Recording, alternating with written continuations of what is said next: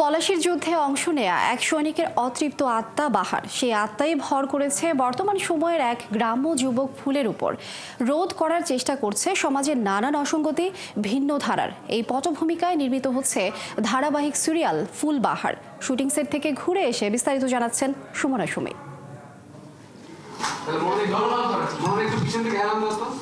সমাজের নানান অসঙ্গতি মৃত্যুর পরেও অতৃপ্ত রেখেছে পলাশির যুদ্ধে নিহত সৈনিক বাহারকে।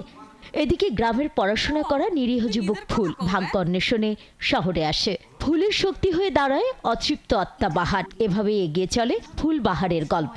প্রত্যেকটা মানুষের ভেতরেই তো দুই ধরনের সত্তা থাকে, তো সেই জায়গা থেকে একটা চরিত্রের ভেতরে ঢুকে যাওয়া আবার বের হয়ে আসা, সেই জায়গাটা এটা প্রত্যেকটা মানুষের ভেতরে এরকম থাকে যে এক সময় সে এক এক রকমের রূপ ধারণ করে। তো সেই জায়গাটা থেকে আমি এটা এনজয় করছি যে সে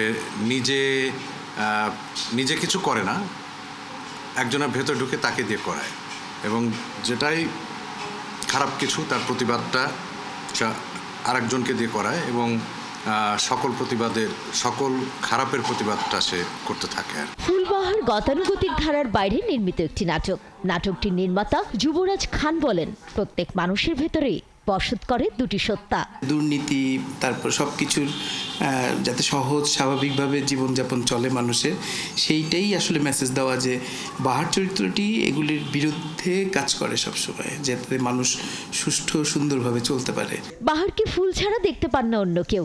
এমন একটি চরিত্রের চিত্র ধারণ সহজ কোনো ঘটনা নয়। অডিয়েন্স এবং রিয়েল ক্যারেক্টারের সাথে যে সমন্বয়, বিশ্বাসযোগ্য করে তোলার যে এক্সপেরিমেন্ট বা এক্সপিরিয়েন্স, সেটা আমরা এখানে চেষ্টা করি এবং আশা করছি এখন পর্যন্ত ঠিকঠাকভাবে যাইতেছি আর কি। আমরা ভাই রে ভাই, তোমরা এত ঝগড়া করতে পারো?